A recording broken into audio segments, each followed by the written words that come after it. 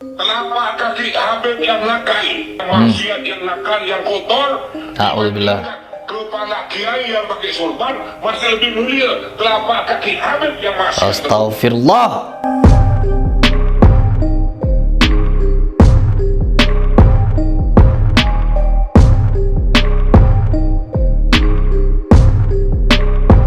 A'udzubillahiminasyaitonirrajim. Bismillahirrahmanirrahim. Teman-teman, di video ini saya ingin berikan tanggapan terhadap suatu statement atau pernyataan dari seseorang yang berteriak-teriak di media sosial dengan sangat lantang kalau kakinya seorang habaib yang bermaksiat, yang nakal dan lain sebagainya itu jauh lebih mulia daripada mulutnya atau kepalanya seorang kiai. Begitu katanya. Na'udzubillah min dzalik. Ya, ketika saya menonton video itu, saya ingin segera memberikan tanggapan. Kenapa? Saya juga ikut geram. Yang dimana habib-habib tersebut memberikan secara langsung melalui video contoh yang tidak sesuai apa yang dilakukan oleh Rasulullah SAW. Sebut saja seperti Habib Bahar. Saya langsung sebut namanya karena apa? Saya pribadi daripada disuruh mencontoh akhlaknya Habib Bahar, tata caranya Habib Bahar di dalam menunjukkan siapa dirinya, saya lebih baik mencontoh Habib Rizik Syihab atau seperti Ustadz Adi Hidayat. Kalau kita membandingkan, tentunya harus dibandingkan. Karena apa? Jangan sampai kita salah memilih panutan. Anak-anak SMP, anak-anak SMA, mereka belum bekerja, mereka belum tahu mencari uang, tetapi mereka sudah sok gaul di jalanan sambil mengendarai motor, rokokan di jalan-jalan. Seolah-olah berokok itu keren. Padahal itu adalah perkara makruh dan juga jumhur ulama sedunia mengharamkan rokok. Tetapi apa yang dilakukan Habib Bahar? Contohnya Habib-habib juga yang lain gemar merokok, cinta kepada makruh. Kenapa saya menyebut Habib Bahar? Ketika saya membahas video ini kemarin, saya justru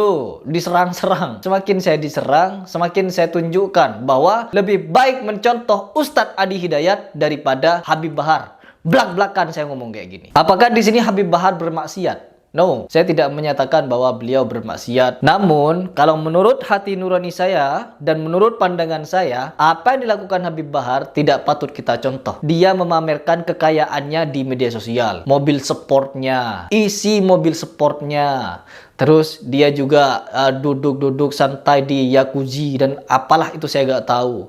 Dan dia ketika sakit di rumah sakit merokok. Padahal di rumah sakit dilarang merokok. Kenapa seolah-olah perkara makruh ini seolah-olah wajib? Contoh yang tidak patut kita contoh. Mau dibandingkan dengan Rasulullah? Jauh. Coba kita reaction dulu ini. Ini bentuk kekesalan saya kepada fan fanatiknya atau pengikut fanatiknya Habib Bahar bin Smith. Na'udzubillah. Saya tidak benci zuriyahnya. Saya tidak benci kalau Habib Bahar itu adalah keturunan Rasulullah. No. Tapi saya benci adalah sesuai apa yang dinyatakan oleh Habib Rizik Syihab. Bahwa kalau kita ingin melihat seorang habaib, ingin memanggil seorang habaib, lihatlah akhlaknya. Lihatlah tingkah lakunya. Lihatlah suri tauladannya. Apakah dia mencontoh yang dilakukan Rasulullah? Kalau tidak, jangan. Buang saja. Ada istilah itro, zuriyah, keturunan.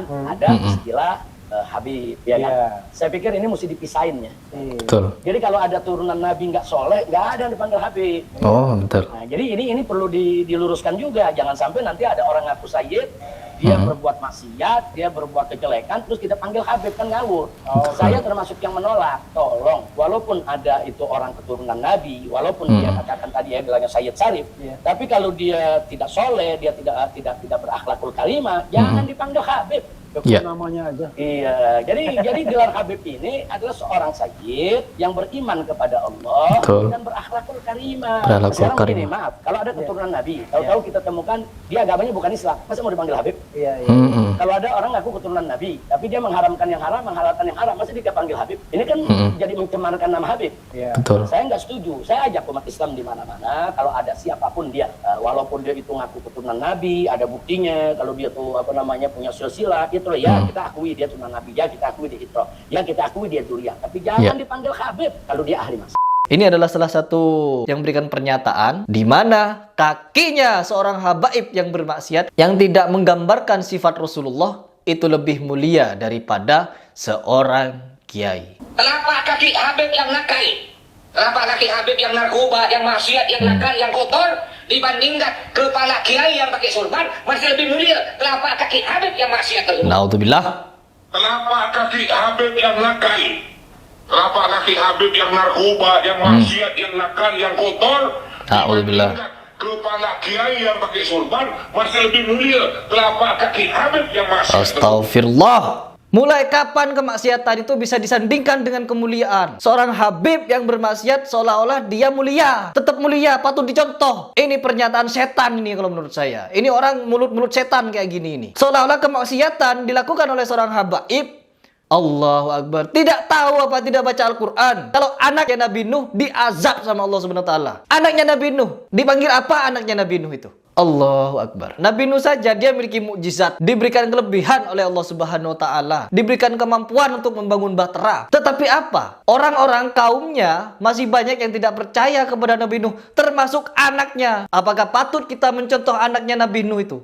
Tidak. Sama halnya dengan cucu-cucu Rasulullah yang tidak mengikuti apa yang diajarkan oleh Rasulullah, akhlaknya terutama. Jelas apa yang disampaikan oleh Habib Rizik, siapapun Habibnya, siapapun orangnya, kalau dia tidak mengikuti sifat Rasulullah, tidak mengikuti akhlaknya Rasulullah, jauhi, jangan dicontoh. Kalau perlu jangan dipanggil Habib. Begitu. Jadi kalau saya disuruh milih untuk mengikuti perkataan orang ini, kata-kata setan ini, saya lebih baik mengikuti Habib Rizik Syihab. Nauzubillah. Saya pribadi di sini kenapa memberikan tanggapan yang begitu keras. Ini juga tidak berlaku kepada Habib Bahar. Ini juga berlaku kepada Habib-Habib seperti Habib Kribo, ya, di mana dia sering mencaci-caci Habib Rizik Syihab. Dia juga mencaci Ustadz Abdul Somad. Padahal Ustadz Abdul Somad tidak pernah mencaci maki Habib Kribo. Tetapi si Kribo ini mencaci maki Ustadz Abdul Somad. Orang-orang seperti Habib-Habib ini tidak patut kita contoh. Orang yang salah patut kita tegur, patut kita luruskan. Orang yang menyampaikan kemaksiatan, orang yang menyampaikan syubhat di muka umum, di publik terkhusus, kita harus balas di publik juga untuk mengingatkan orang-orang yang sudah terdoktrin dengan syubhat yang mereka sebar. Belajar sama satu Habib,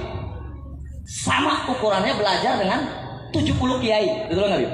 Satu Habib, walaupun Habibnya jahlun, maksudnya bodoh kata Iwan, itu ukurannya perbandingannya amat 70 kiai yang alim perbandingannya. Katanya itu ada info, ada satu Habib yang bodoh itu lebih mulia daripada 70 orang alim. Itu salah, itu salah. Menurut saya tidak semacam itu. Saya pribadi al asal huwal ilm, al hujjah huwal ilm. Dulu hafizahullah guru saya, Syekh Said Foda ya nih. Beliau itu selalu mengatakan kepada saya, kita itu mesti mengikuti orang alim, bukan mengikuti orang yang mempunyai nasab. Betul itu. Jadi nasab itu hanya murajjih. Jadi kalau ada orang alim, dua orang alim sama-sama alimnya, tapi satunya nasabnya tinggi, keturunan Rasul, itu akan menjadi murajjih. Ente mesti mengikuti yang keturunan Rasul ini, atau keturunan yang mulia daripada yang alim juga tapi keturunannya tidak mulia. Karena itu wallahu alam di antara sebab terjadinya madhab Syafi'i. Madhab Syafi'i kan daripada Bani Muttalib, kembali kepada Bani Muttalib. Daripada 4 madhab, sebagian ulama yurajjih madhab Syafi'i daripada madhab Imam Abu Hanifah, madhab Malik, madhab Ahmad bin Hambal, karena Imam Syafi'i keturunan orang mulia. Jadi yang namanya nasab itu murajjih, al asal huwal ilm. Kadang orang dengan sengaja membuat video untuk menyampaikan syubhat di media publik sehingga diikuti banyak orang. Dan tugas kita apa? Kita sebagai seorang muslim patut memberikan sanggahan. Apa sanggahan itu? Berbentuk bantahan terhadap statement yang sudah terlanjur diucapkan di media sosial. Agar apa? Agar media sosial tahu gimana cara membedakan orang-orang yang benar berpegang kepada Ahlus Sunnah wal Jamaah dan orang-orang yang hobi menyebarkan syubhat-syubhat, terkhusus maksiat-maksiat tadi. Apalagi ini orang ini yang mengatakan kepala kiai itu lebih rendah, lebih hina daripada kemaksiatannya seorang habaib, atau lebih mulia lagi daripada kepalanya seorang kiai. Kiai yang alim, kiai yang tidak pernah bermaksiat, kiai yang tidak pernah nyeleweng, kiai yang tidak pernah menyimpang, kiai yang tidak pernah menyebarkan syubhat. Karena di sini tidak menyebutkan kiainya seperti apa, tetapi kiai yang bersorban katanya. Jadi secara jamak orang ini tidak memuliakan kiai-kiai. Bagaimana tanggung jawabnya nanti di akhirat? Semua perkataan akan dipertanggungjawabkan di akhirat. Dia menyebutkan secara jamak bahwa kiai-kiai tidak lebih mulia daripada kemaksiatannya para habaib. Na'udzubillahi min dzalik. Ini adalah kata-kata setan kalau menurut saya. Jadi kita sebagai seorang muslim, kalau kita melihat pernyataan seperti ini dan kita diam, maka kita sama halnya dengan membenarkan pernyataan tersebut dengan dalih kita itu menghormati zuriyah Nabi Muhammad, zuriyah Rasulullah, habaib. Kita berdoa bersama-sama di sini semoga kita dijauhkan dari kesyubhatan, kemaksiatan, kemungkaran, dan perkara-perkara yang dimana kita sebagai seorang muslim akan condong untuk membiarkan pernyataan-pernyataan yang tidak sesuai dengan apa yang disampaikan oleh Rasulullah, para sahabat, para tabi'in, dengan para imam beserta ulama-ulama yang berpegang kepada aswaja. Begitu teman-teman. Semoga video ini bisa menjadi pendidikan bagi kita semua agar tahu cara memilih dan memilah panutan sebagai seorang muslim yang sejati. Saya Heri Pras, apabila di video ini ada yang salah, itu murni dari kesalahan dan kebodohan saya. Tetapi apabila ini benar, itu dari Allah Subhanahu wa Ta'ala. Salam.